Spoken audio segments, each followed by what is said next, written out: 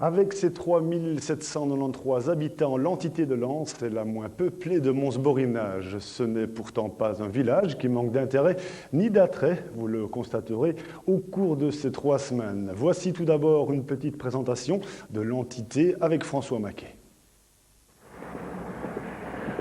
À plus ou moins 13 km de Mons, Ath et Soigny, Lens est à la frontière de ces 3 régions, Mons-Borinage, Centre et Hainaut-Occidental. Une position charnière qui explique un peu la discrétion de l'entité lensoise, tout près de ces grandes cités, parfois aussi bien loin. Pourtant, l'entité mérite qu'on s'y attarde et ses atouts sont nombreux. D'ailleurs, depuis 20 ans, la population y a légèrement augmenté. Les nouvelles constructions compensent ainsi la diminution des exploitations agricoles. Car la vie économique de Lens est essentiellement la culture et l'élevage. Près de 3/4 de la surface y est consacrée et on compte 5640 bovins, bien plus que d'humains. Le paysage y est donc façonné par les champs et les prés, d'où émergent souvent de très belles fermes anciennes. Si le village de Lens a donné son nom à l'entité, c'est qu'il est de loin le plus important en nombre d'habitants. Il est aussi centre administratif, ainsi c'est à Lens que se trouve la justice de paix. Comme souvent dans les entités rurales, la fusion des communes n'a pas émoussé l'esprit de clocher. Depuis 1976, en effet, Lens englobe les villages de Montigny-les-Lens, Cambron-Saint-Vincent, Beauve et Lombise. Mais dans l'âme, on s'y sent plutôt montagnard, lombisois, cambronien ou beaufois que lensois. Vocation agricole, oui, mais Lens abrite également 2 entreprises dont la réputation a largement dépassé les frontières de l'entité, les établissements Martens, qui occupent rien qu'à Lens une trentaine de personnes, et la pâtisserie Jean et Jacqueline, une véritable PME en plein boom, avec une vingtaine de travailleurs. Lens héberge ou a hébergé quelques artistes, à commencer par le plus célèbre d'entre eux, Paul Cuvelier, dessinateur de Corentin, mort en 73, citons encore l'auteur Karl Norack ou Jacques Bourlet, célèbre voix de la RTB. André Villain, lui, est artiste mais aussi historien. C'est lui qui a pratiquement fabriqué de ses mains le sympathique musée de la ville lensoise. À voir également le moulin de Lens, tout près de la Grand Place. Mais une balade dans l'entité n'a de sens que si elle passe par Lombise, une des plus belles places de la région au cachet unique. L'entité compte aussi un bon nombre de personnages étonnants ou attachants. Comptez sur nous pour vous les faire découvrir.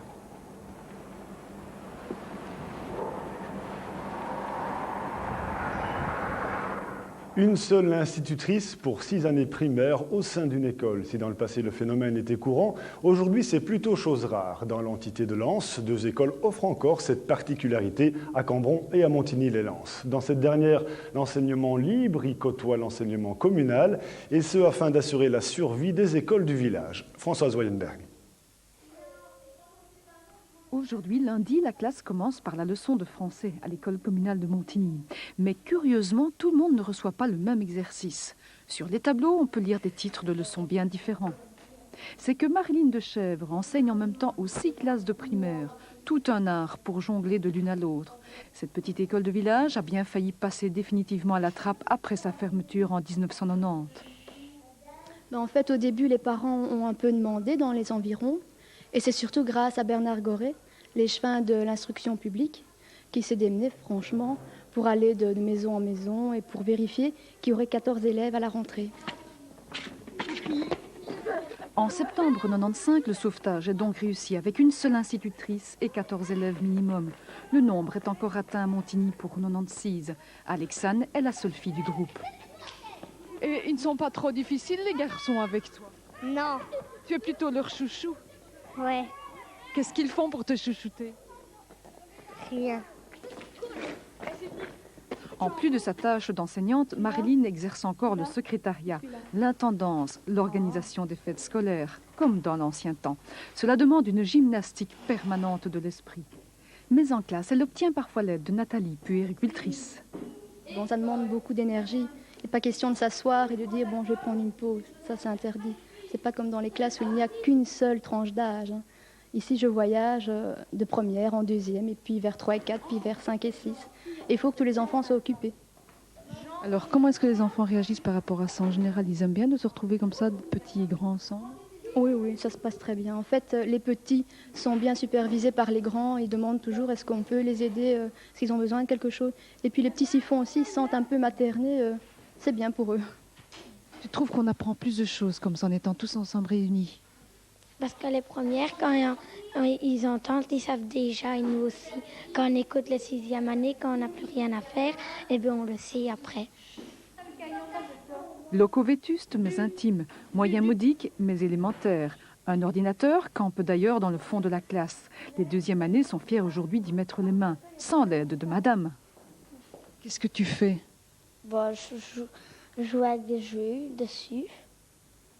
Et je travaille. Tous les jours? Presque, non. Et à la maison, tu en as un aussi ou bien tu as découvert ça ici à l'école? Je n'en ai pas à la maison. Autre particularité du village, la coordination entre le communal et l'école maternelle libre, située juste en face. Les petits se rendent chez les grands pour les repas chauds du midi, tandis que le soir, la garderie est ouverte pour les primaires à la maternelle. L'école gardienne a donc vu d'un bon œil la réouverture de l'école primaire, qui assure ainsi la continuité de l'enseignement au sein même du village. Voilà, nous retrouverons Lens mercredi, prochaine édition du JT, 18h30. Excellente soirée, au revoir. Aujourd'hui, François Maquet s'est attardé sur la vie politique d'une entité qui se distingue par sa discrétion et sa gestion sans tapage. Même si les conseils communaux y sont parfois agités, petit rappel des forces en présence. Avant la fusion, les différents villages qui composent aujourd'hui l'entité de Lens étaient dirigés par des coalitions composées par ce qu'on peut appeler des listes maisons, souvent bâties autour d'une personne. Citons la baronne de la Quétulle de Riauve qui succéda à son mari au majorat de Lombise. Seule exception à la règle, la plus grosse commune de l'entité, Lens, où les partis traditionnels sont déjà présents. Depuis 1964, c'est Adolphe Canon, PS, qui est bourgmestre de Lens à la tête d'une majorité libéraux-socialistes. Il le redeviendra après la fusion, cette fois en compagnie de la liste intérêts communaux tendance PSC. Les majorités continueront à changer par après. PRL socialiste de 82 à 88 avec le libéral Marcel L'Enfant bourgmestre et intérêts communaux PRL à partir de 88 avec à la tête de l'entité Émile Bastien, intérêts communaux. Aux dernières élections, les libéraux marquent un net recul, au contraire des socialistes, qui de ce fait remplaceront les Bleus dans la majorité. Émile Bastien rempile pour 6 ans. Aujourd'hui, les forces en présence se dénombrent comme suit. Intérêts communaux, 5 élus, dont un échevin et le bourgmestre. PS, 4 élus, dont 2 échevins. Ceci pour la majorité. Dans l'opposition, PRL, 2 conseillers. Et comme une nouvelle, une liste dissidente de la liste IC, 2 conseillers également. Comme une nouvelle est bâtie autour de Jean Boitquin, ex-colistier et farouche adversaire du bourgmestre. Les affrontements Boitquin-Bastien, sans toujours voler très haut, font souvent l'essentiel des débats au sein de l'Assemblée. Commune modeste, budget qu'il est tout autant, avec ses 100 millions annuels à l'ordinaire. Budget qui est en boni, autant l'exercice propre qu'au cumulé. Enfin, à l'extraordinaire, un programme triennal de travaux de voirie pour plus ou moins 25 millions. Nous vous le disions lundi, Lens est une entité essentiellement agricole. On y signale 2 entreprises hors du commun, à commencer par la pâtisserie Jean et Jacqueline. En arrivant de Mons, on ne peut manquer la boulangerie Jean et Jacqueline, ouverte de 7h30 à 21h30. Cette véritable PME attire un automobiliste sur 10 qui achète son pain, ou la célèbre tarte campagnarde qui a fait sa réputation bien au-delà de l'entité. Tous les experts vous le diront, pour faire un village, il faut d'abord une église et ensuite une boulangerie. Lens n'échappe pas à la règle et c'est ici, chez Jean et Jacqueline, que s'accomplit chaque matin le miracle de la multiplication des pains. Mais Jean et Jacqueline, c'est aussi un petit miracle économique qui, en 30 ans, a transformé une boulangerie de 4 mètres carrés en une PME de 36 personnes. Aujourd'hui, Jean et Jacqueline ravitaillent une trentaine de dépôts, de Quiévrain à Lessines et parfois même jusqu'à Bruxelles. C'est dire s'ils ont fait du chemin depuis leur début à Montigny-les-Lances et pourtant rien n'a vraiment changé. Depuis 1967 à Montigny, nous sommes partis avec des recettes de base et nous les avons tenues jusqu'à l'heure actuelle. Et on ne change rien aux recettes et on continue à travailler vraiment d'une façon artisanale et avec des produits de la région. La réussite de Jean et Jacqueline, c'est avant tout la réussite d'un couple qui n'a pas hésité à mettre la main à la pâte. Chacun avec ses qualités propres, monsieur dans son atelier et madame derrière le comptoir. Votre épouse, Jacqueline, quelle est sa principale qualité? Elle est fort active, disons qu'elle est fort en activité, même plus que moi dans l'histoire. Et puis, c'est une grande vendeuse. Et les qualités de monsieur? D'accord, on n'insistera pas. Ceci dit, Jean et Jacqueline, c'est aussi une affaire de famille, depuis que les deux filles y ont fait leur entrée il y a une dizaine d'années avec leur mari. Mais la famille Cloquet ne s'arrête pas là, il faut y inclure l'ensemble du personnel, dont un bon tiers a été formé par la maison. Et si aujourd'hui Jean Cloquet a délaissé le pétrin pour l'ordinateur, au fond de lui-même, il garde la passion du pain. Voilà, ce JT se clôture sur Jean et Jacqueline. On se retrouve vendredi pour une nouvelle édition. Excellente soirée, au revoir.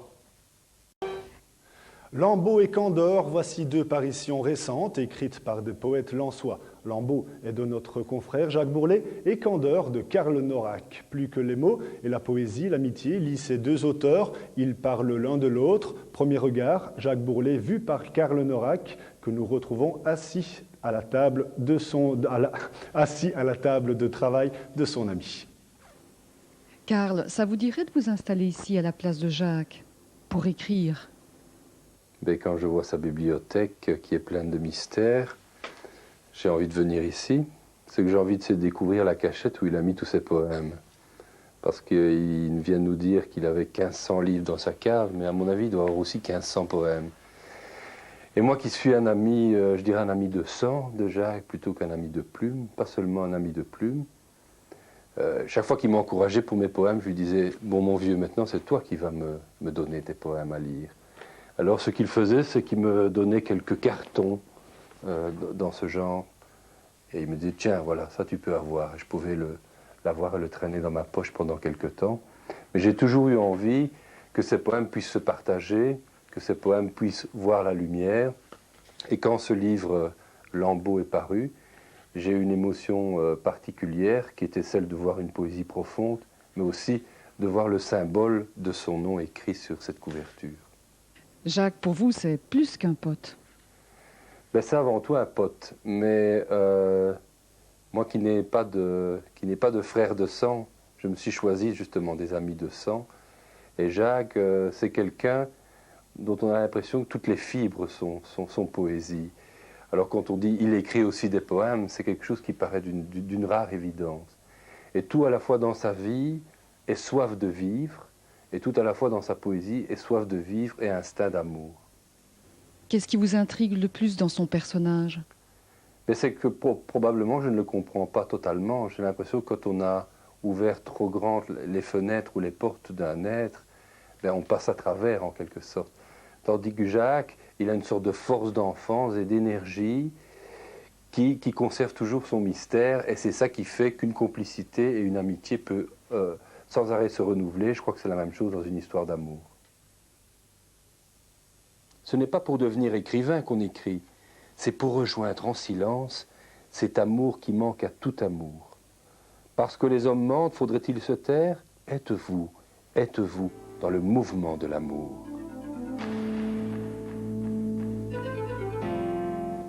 Jacques Bourlet n'est pas en reste dans le choix des beaux mots et des belles lettres. Voici à présent le regard qu'il porte sur le poète et l'ami lensois Karl Norack. Jacques, le fauteuil de Karl, confortable? Non. La preuve, c'est qu'il y a ajouté un coussin. Je crois que Karl est quelqu'un qui vit à l'heure du pal. Il y a toute une symbolique du pal que Bernard Noël a d'ailleurs décortiqué à plus d'une reprise. Le pal est l'instrument de torture fondamental. Et je crois simplement que l'instrument de torture, c'est la vie que nous vivons. Un fauteuil n'est jamais confortable. Et pourquoi en ce qui concerne Karl? Parce que fondamentalement, Karl se décolle du pal, parce que Karl est occupé à devenir un des hommes debout, majeurs de notre littérature. Dans sa bibliothèque, qu'est-ce qui vous attire? Ses secrets et les livres inattendus. Les livres inattendus qu'on ne trouve pas en référence nécessairement dans ce qu'il écrit. Il est curieux de tout, Et on pourrait y aller dans un instant, si vous le souhaitez, Françoise, et vous verrez qu'il y a des titres que vous ne connaissez pas, que je ne connais pas, que nous ne connaissons pas, et qui sont des titres de découvreurs, de chercheurs en permanence. Une des qualités majeures de cet enfant, je peux le qualifier d'enfant parce qu'il avait 3 ans quand je l'ai rencontré, c'est d'être un curieux, et pas au service de lui-même. Il cherche et découvre les autres. Des noms comme ceux de Carole Logis, par exemple, de Carino Bucciarelli. Carino qui vient de publier chez Luce Wilquin un roman assez extraordinaire. Si Carl ne m'en avait jamais parlé, je serais passé à côté de cela. C'est un découvreur.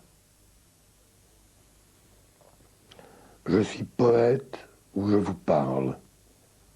À d'autres endroits, peut-être un passager. Je n'invite personne au voyage. Je suis où je suis le chemin. C'est Carl. Lambeau de Jacques Bourlet est édité chez Adikia et Candor de Karl Norak aux éditions de La Différence, en vente dans les excellentes librairies, comme on dit. Une deuxième semaine habituellement consacrée au portrait, aujourd'hui celui d'une entreprise florissante, implantée depuis plus de 27 ans dans la commune de Lens. La société Jean-Pierre Martens n'a cessé de se développer. Le groupe JP Martens s'est en effet imposé au fil du temps comme un des plus importants fournisseurs de produits pétroliers en Wallonie. Portrait d'une réussite par Virginie Peters. Le groupe JP Martens, oui, bien sûr, vous connaissez. Que ce soit pour la livraison de mazout ou un besoin urgent d'essence, il y a toujours bien un camion-citerne ou une station-service dans les environs. Originaire de Hatt, Jean-Pierre Martens, alors âgé de 26 ans, fait l'acquisition en 69 d'une ancienne usine de briques réfractaires à Lens. Et il y fonde sa première société Margaz, une société de livraison de bonbonnes de gaz. Quelques années plus tard, il rachète à son père, un négociant en combustible, un camion-citerne et se lance dans l'importation pétrolière et la livraison de mazout dans le Hainaut. Quelles sont les grosses étapes qui ont caractérisé le groupe JP Martens? Donc en 1977, je pense, M. Martens a racheté les établissements Opsomer à Tertre, qui avait une très grosse clientèle de clients particuliers. Là-dessus, il a étendu son activité. Et puis en 1987, il a eu l'occasion de racheter la raffinerie Chevron à Feluy, ce qui également était un détonateur dans son expansion, surtout sur le niveau Charleroi et Brabant-Wallon. Outre l'achat de ces sites pour établir les différents points de ravitaillement des camions, Jean-Pierre Martens décide de fonder ses premières stations-service en 79. Le groupe JP Martens n'est pas qu'une société pétrolière. Il a d'ailleurs acheté récemment en Normandie un domaine agricole pour l'élevage de charolais et un domaine céréalier en Champagne-Ardenne. Quel est le rapport entre les deux types d'activités, agricoles et pétrolières?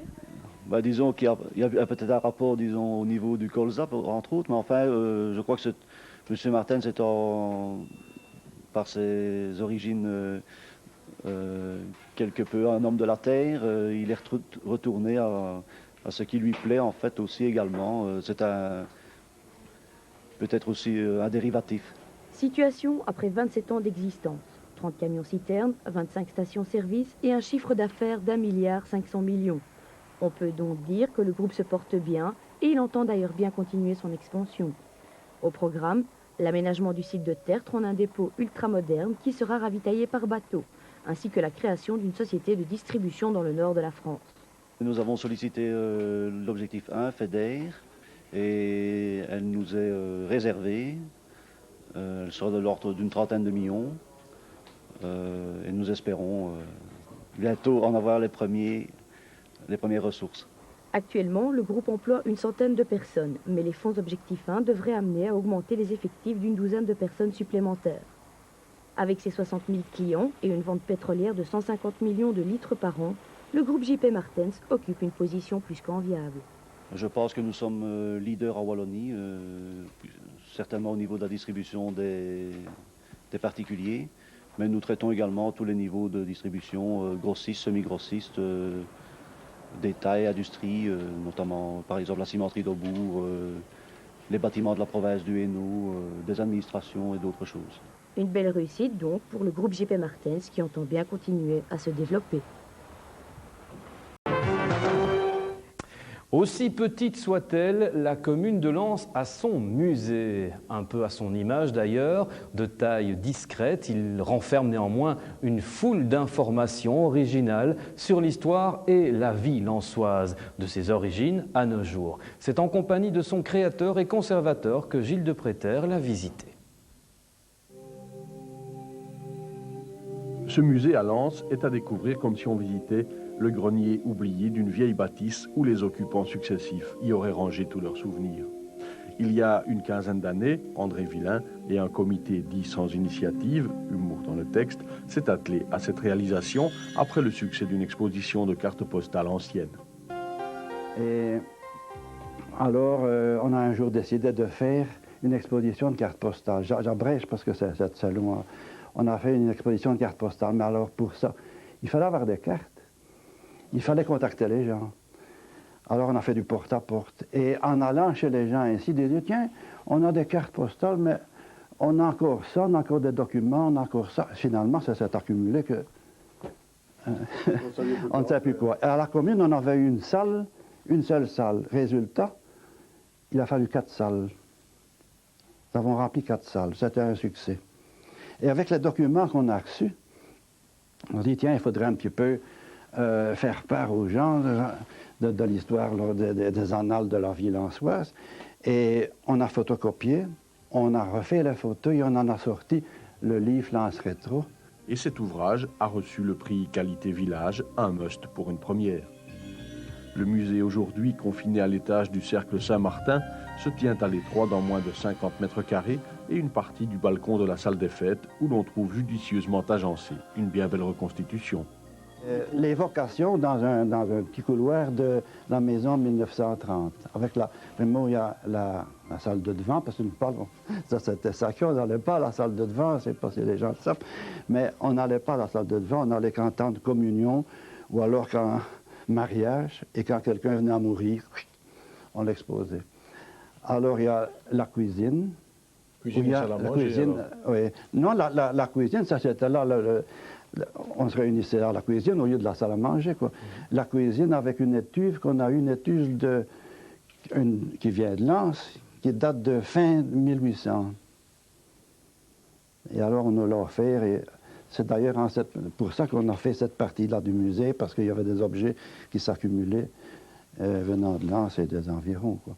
Alors il y a le fourni, parce qu'on faisait le pain soi-même, la remise, alors il y a les communs, qu'on disait. La WC actuelle. Ah, il fallait une suite, hein, il fallait une fin, un aboutissement. Ce musée est accessible d'avril à octobre ou bien sur rendez-vous. André Villain, intarissable, se fera un plaisir de vous commenter savoureusement chaque élément de son joyau qui n'existerait pas sans la complicité de tous ceux qui ont mis à sa disposition une partie de leur patrimoine. On se devait de les remercier. De Lens. Par tous les temps, Jacqueline prend la route pour faire sa tournée. Les repas chauds, c'est l'une des principales missions de ce petit CPS rural.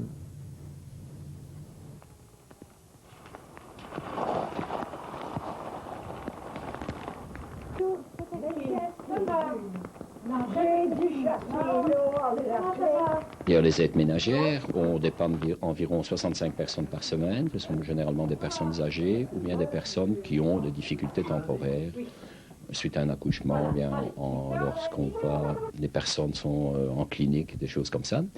Alors télévigilance, ça c'est pour les personnes qui sont dépendantes, donc dès qu'elles ont un petit appareil qui est relié saison à malaise. Et alors le troisième service, ce sont les repas à domicile.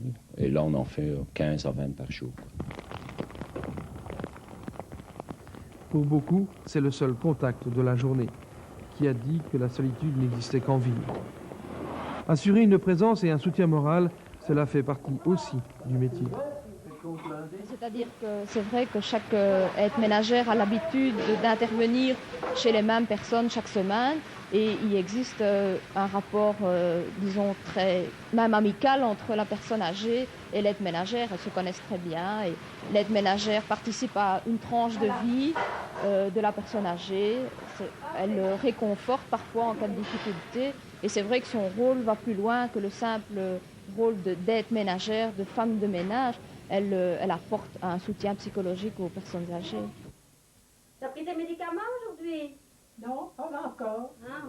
Je vais le prendre. Ah oui, il ne faut pas oublier. Hein? Non. Je pense que dans un petit village de 3800 habitants, il faut être fort proche des gens et en étant très proche, on essaie de faire de la prévention. De la prévention, c'est-à-dire aller au-devant des souhaits, des besoins des gens.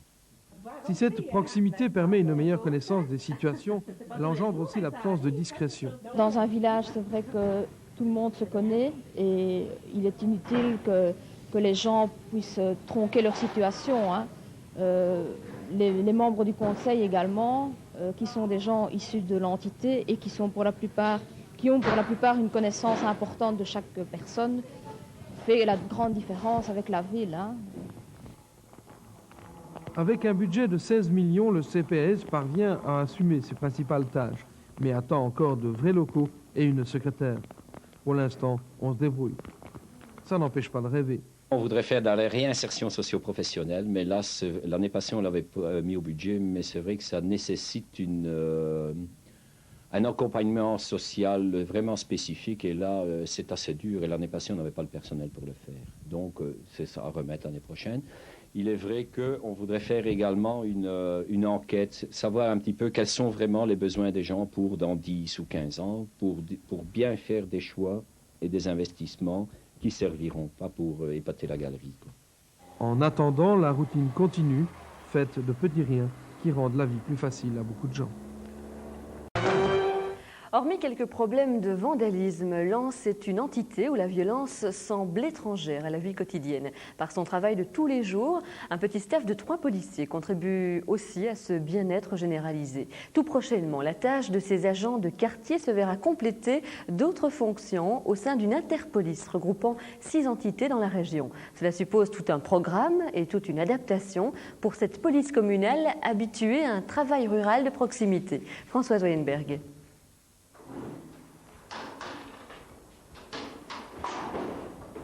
On dirait que vous connaissez tout le monde et tout le monde vous connaît. On vous appelle par votre prénom? Souvent. Je suis natif de Lombise, donc là, tout le monde me connaît. J'ai vécu 20 ans à Montigny-les-Lens, la commune où on se trouve actuellement. Là, tout le monde me connaît aussi. Lens, j'y suis resté 5 ans, donc on me connaît plus ou moins. Et Cambron-Saint-Vincent, j'y habite actuellement, donc tout le monde me connaît aussi. C'est vrai qu'on m'appelle souvent par mon prénom, mais je ne me formalise pas avec ça. Au contraire, je préfère. Le contact est plus proche. J'aime bien ce contact-là et j'aime bien cette amitié plus que le rapport police-citoyen. Allez, au revoir. Tout à l'heure.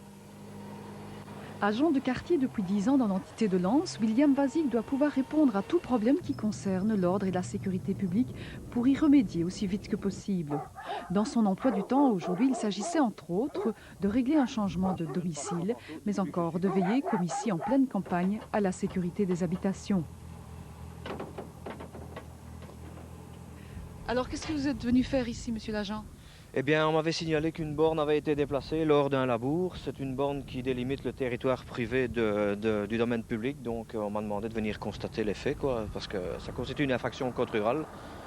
Et cette borne doit être placée. À partir du 6 janvier 1997, la tâche de William Vazik et de ses 2 collègues policiers de Lens sera bien modifiée. C'est à partir de cette date que sera entièrement opérationnelle la toute nouvelle zone interpolice qui regroupera 6 entités.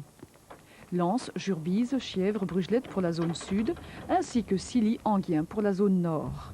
Police et gendarmerie travailleront ensemble en équipe tournante, prête à intervenir 24 heures sur 24.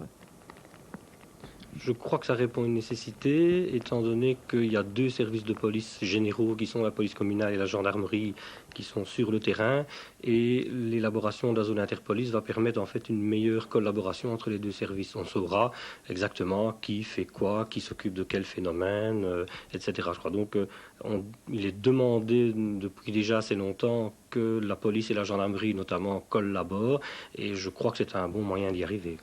Interpolice pour Centrale de Lens. 70 personnes seront unies dans cet effort pour répondre aux attentes de 40 000 habitants. Cette collaboration police-gendarmerie, déjà opérationnelle en journée, se prolongera dès lors en janvier au cours des nuits. Mission, les interventions dites urgentes.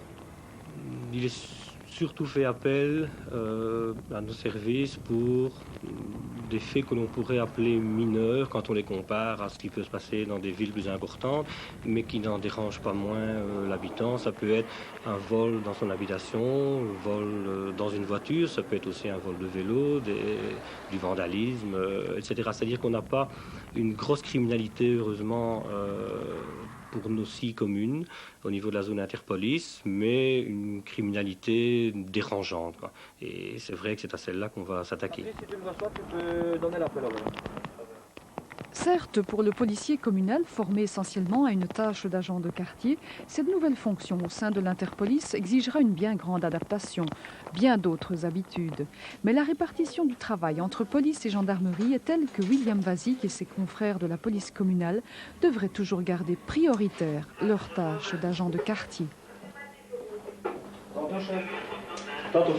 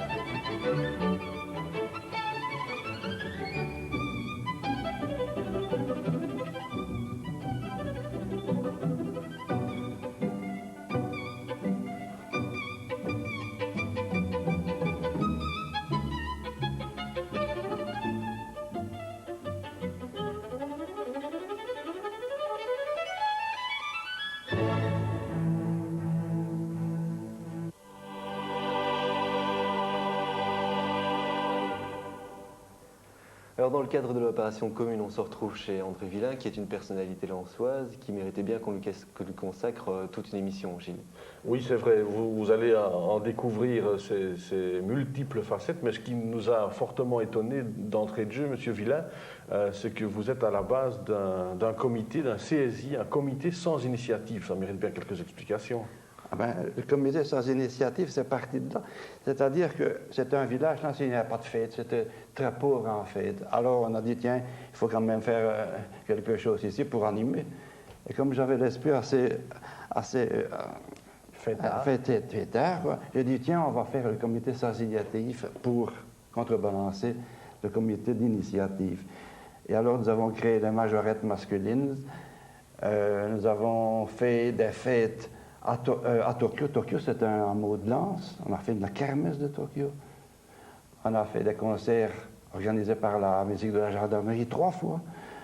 On a fait des soupers de Saint-Nicolas, on a fait des revues. Bref, on a fait l'impossible pour donner une vie au village de Lens, quoi. Alors vous êtes un ami d'enfance de Paul Cuvelier, vous l'avez très bien connu, hein. C'est aussi une personnalité de Lens. Oui, Paul Cuvelier, c'est un camarade d'école primaire. J'ai continué après d'être camarade avec lui, mais on était sur le même banc à l'école. Et c'est même lui qui m'a donné l'idée, l'esprit de... Enfin, le goût du dessin. Parce que le jeudi, c'était le jour où on avait congé, j'allais jouer chez lui. Et alors, on allait jouer dans les prairies, là. Et il observait des animaux, et le lendemain à l'école, il les reproduisait sur son cahier de dessin. De mémoire. De mémoire. Il y a une mémoire visuelle invraisemblable.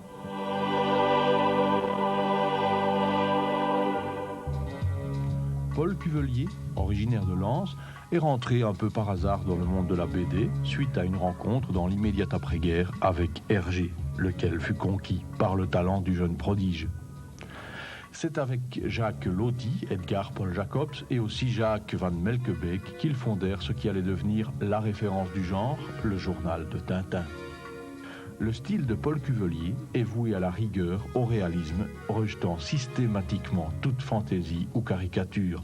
Seul le plaisir du vrai semble être en lui. Son personnage fétiche, Corentin, nous offre une bouffée de fraîcheur. Mais ne nous méprenons pas, si les aventures du petit fugueur nous font rêver, c'est pour mieux nous faire comprendre que pour avoir accès à la vraie vie, selon Paul Cuvelier, il faut d'abord briser les liens. Pour accéder à l'essentiel, il faut sacrifier l'accessoire. Rien que ça. Mais le dessin de Paul Cuvelier pouvait être aussi léger, voire même érotique, comme pour se démarquer d'un rigorisme trop pointu.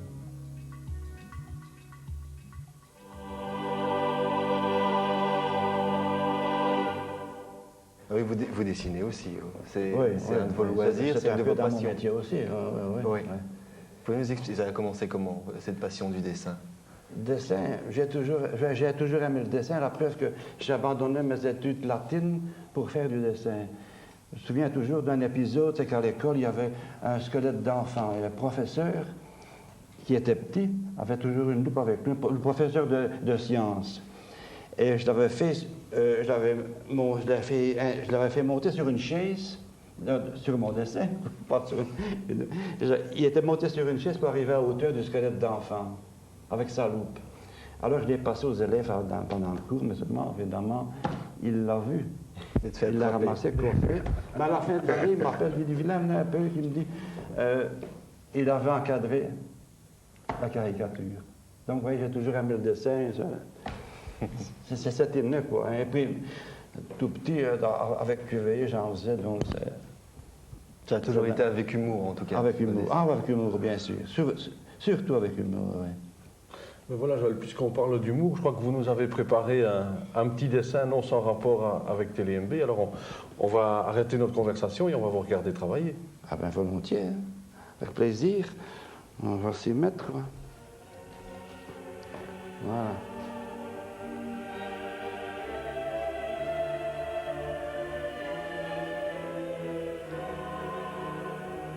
Voilà qui est rapidement réalisé, Monsieur Vilain. Alors, expliquez-nous votre façon de voir TéléMB, alors.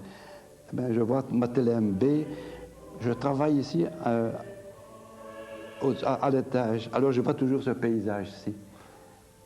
Le coin de la place de Clocher. Donc, ça, c'est Lens. Lens, par moi. Maintenant, Lens, c'est mon bourg. Vu que c'est mon bourg de Lens. Oui, voilà. Et mon bourg de Lens, vu par MB. Très bien. Je crois que c'est un reportage au poil.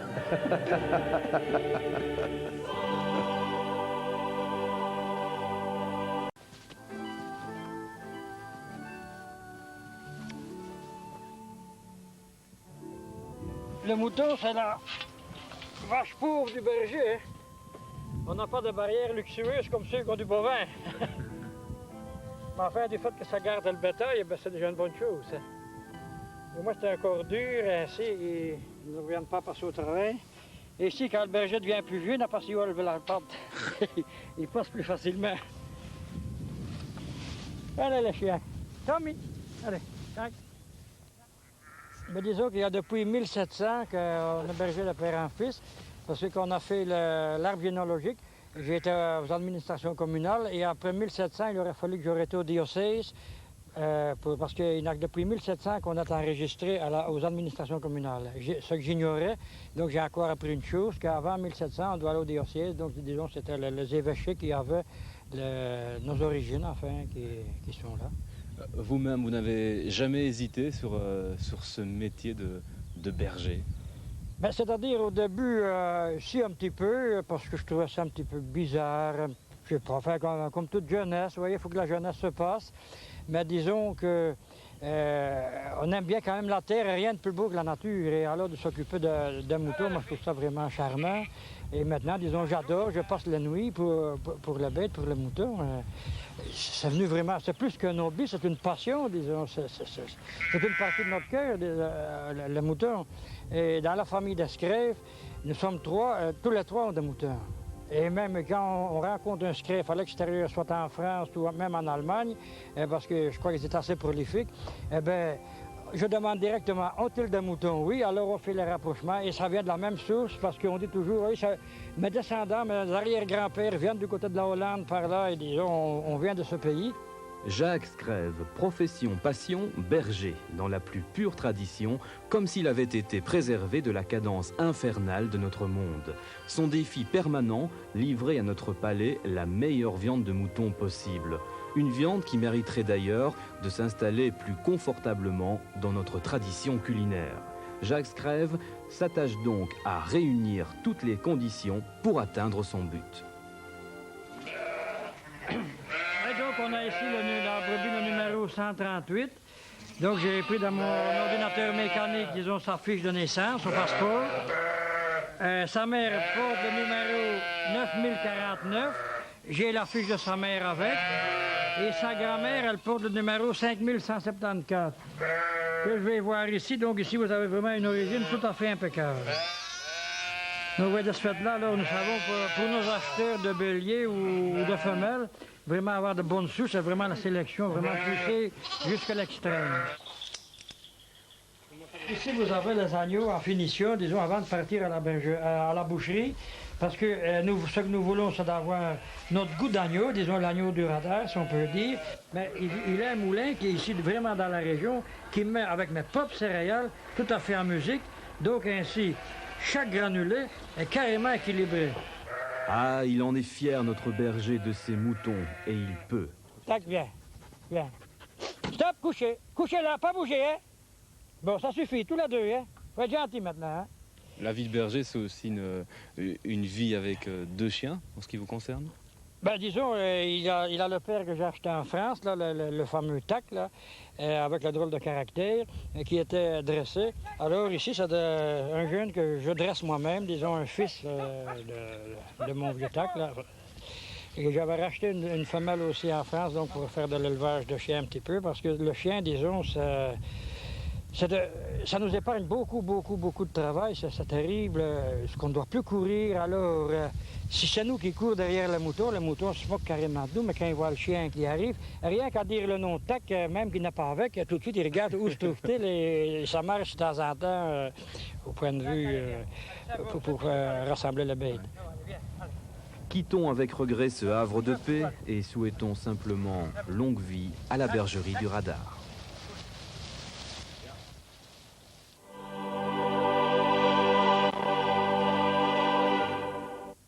N'hésitez donc pas à terminer ces 3 semaines consacrées à l'entité de Lens. L'entité de Lens, qui est la plus petite commune de Mons-Borinage, elle n'est pas pour autant dénuée d'intérêt. Je pense que nous l'avons prouvé par nos reportages. Alors, pour discuter de Lens et de son avenir, 2 invités dans notre studio.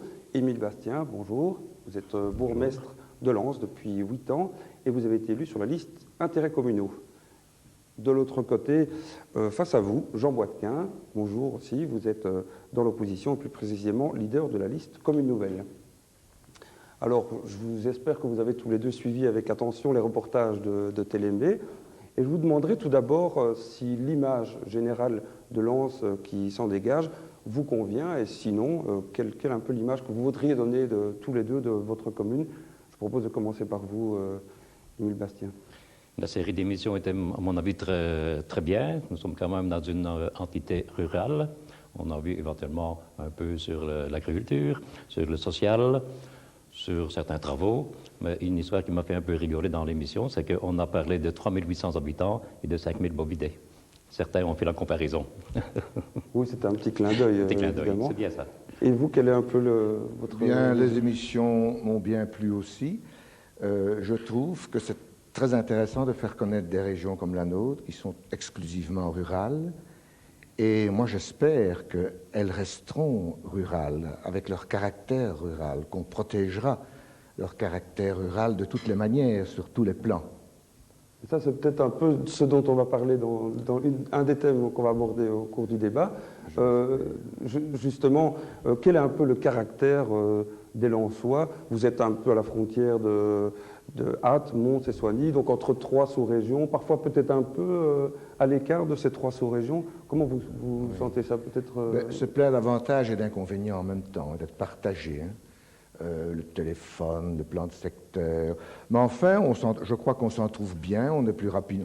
On est peut-être plus en communication avec Mons, parce que la ville est un peu plus importante, mais avec Ath aussi, avec Soignies aussi, et même avec Enghien, pour les écoles, pour les magasins, enfin. Bref, c'est intéressant. Mais encore une fois, quand on doit téléphoner, par exemple, à presque un voisin, ben, on sort du réseau. Hein. Le plan de secteur, c'est encore différent. Enfin, la télé-MB, ben, il nous a fallu nous raccorder à télé-MB alors que nous étions à nos télés. Bref, il y a aussi quelques inconvénients qu'on pourrait, je crois et j'espère, petit à petit éliminer. Oui. Vous, Émile Bastien, qu'est-ce que vous pensez? Vous vous sentez plus montois ou entre les deux? Comment je vais dire, la population lensoise de l'entité, à mon avis, un partage équilibré entre Mons et Ath principalement. Soignies, Enghien viennent quand même en deuxième zone. Il est vrai aussi que la plupart des gosses vont à l'école et automatiquement, lorsqu'ils ont été à l'école, ils continuent à aller à Mons ou à aller à Ath selon les études qu'ils ont faites à gauche ou à droite. Alors, donc Lens, vous l'avez dit, c'est une commune à vocation agricole, une activité qui ne va pas disparaître, j'espère, mais en tout cas qui va évoluer. Comment vous voyez l'avenir de votre commune? Comment vous voyez le paysage de Lens dans 10 ans, dans 20 ans? Et ça, c'est un peu la concrétisation de votre politique, de votre majorité. Comment vous voyez l'avenir de Lens?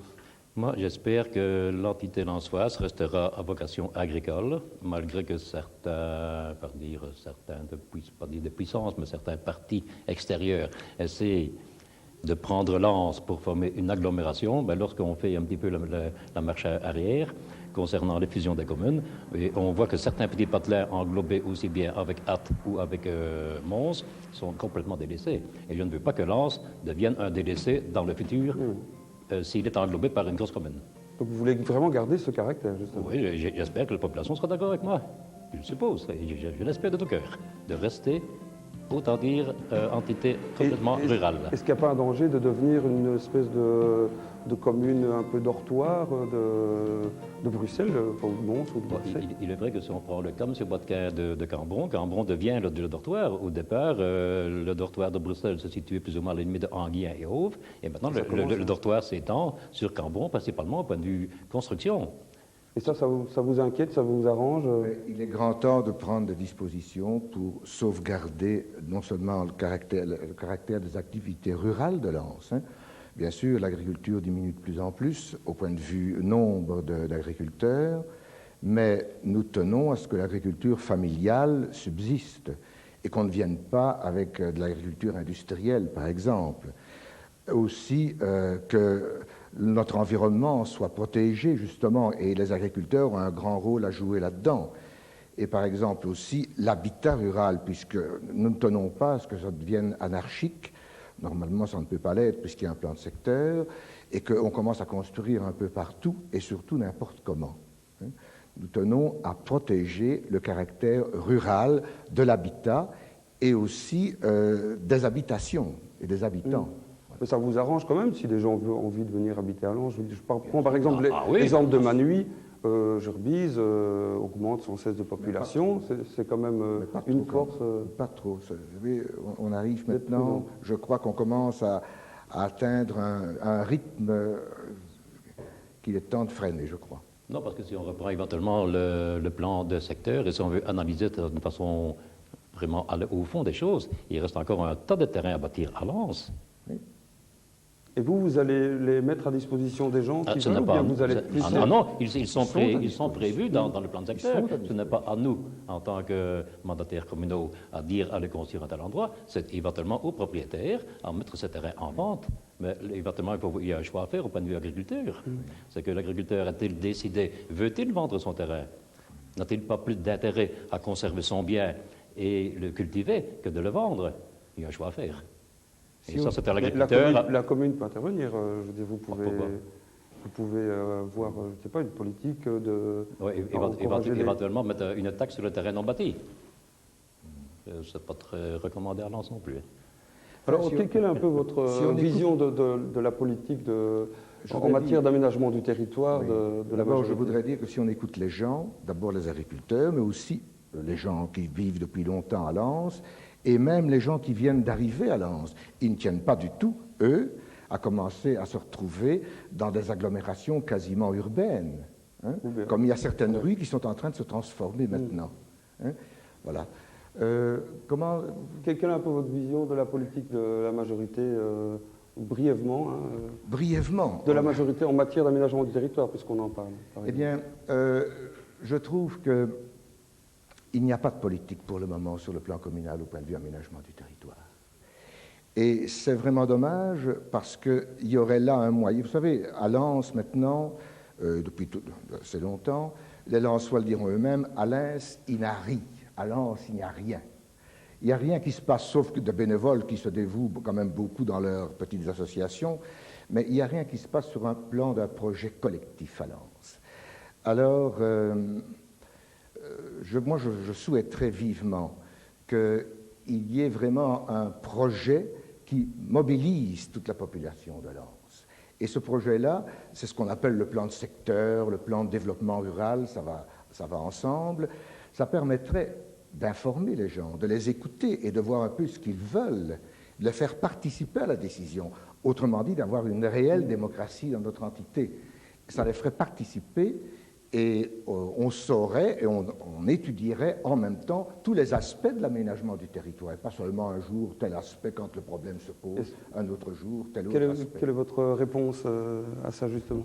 Ma réponse est celle-ci, c'est qu'au pouvoir communal, nous n'avons aucun pouvoir sur la construction, vu que c'est l'urbanisme qui décide. Ou alors, si on veut que la commune décide, non pas la commune, mais l'organe remplaçant la commune, c'est la CCAT. À ce moment-là, il faut que la CCAT devienne, comment on appelle ça? Décentralisée. À ce moment-là, elle possède tous les pouvoirs. Donc, elle remplace, autant dire, l'urbanisme. Mais quand vous entendez à Lens, il n'y a rien, ça vous asticote un peu? Généralement, c'est ceux qui disent qu'il n'y a rien, qui, lorsqu'il y a quelque chose, n'y viennent pas. Il y a ça aussi, hein. D'accord, mais enfin, on n'a plus énormément de temps. Je vais vous demander si, dans les thèmes qu'on n'a pas abordés, on aurait pu parler encore d'environnement, de culture, de tas de choses. Chacun à votre tour, si vous avez 30 secondes à rajouter, on commence par vous. Au point de vue environnement, nous allons passer bientôt au conseil communal le plan d'égouttage qui a été pondu par la région wallonne. À mon avis, c'est un système qui entre dans le cadre de l'environnement, puisqu'il y a l'épuration des eaux. Et je trouve qu'il y aura certainement une participation financière de la commune assez importante, mais il y a aussi une participation importante de la région. Et je trouve que c'est une bonne chose. Il y aura quand même un règlement qui sera pondu et qu'il y aura quand même une épuration qui se fera, donc par conséquent au bénéfice de l'environnement. En plus, encore un petit mot, nous envisageons également la construction d'un parc à conteneurs qui rentre aussi dans l'environnement. D'accord. Moi, je trouve que la commune a les pouvoirs qu'elle veut bien se donner. Et elle ne s'en donne pas. Je voudrais que, justement, elle puisse organiser ce grand travail avec la population et que la CCAT n'a pas tous les pouvoirs, elle a une compétence d'avis, mais d'avis conforme. Et ainsi, la commune pourrait vraiment décider de son avenir sur le plan de l'environnement. Et c'est fort important, et de l'aménagement du territoire. Et je trouve qu'il faut le faire en toute transparence, avec les gens et pour les gens. Je crois que c'est ça qui est fort important. Ok, merci beaucoup. Merci de votre participation. Donc ce débat est terminé. Mais bon, bien sûr, l'opération commune se termine, mais nous reviendrons à Lens, c'est promis. Il y a encore plein de sujets qu'on n'a pas pu traiter. Alors merci à tous les Lensois qui nous ont aidés pour cette opération commune, et plus spécialement à l'administration communale, que vous remercierez en notre nom, parce qu'on a été très bien accueillis. Merci aussi à Honoré Claire, qui était notre partenaire pendant toute l'opération. Merci à l'équipe qui vient de m'aider de réaliser cette émission. Et merci de votre attention. Au revoir.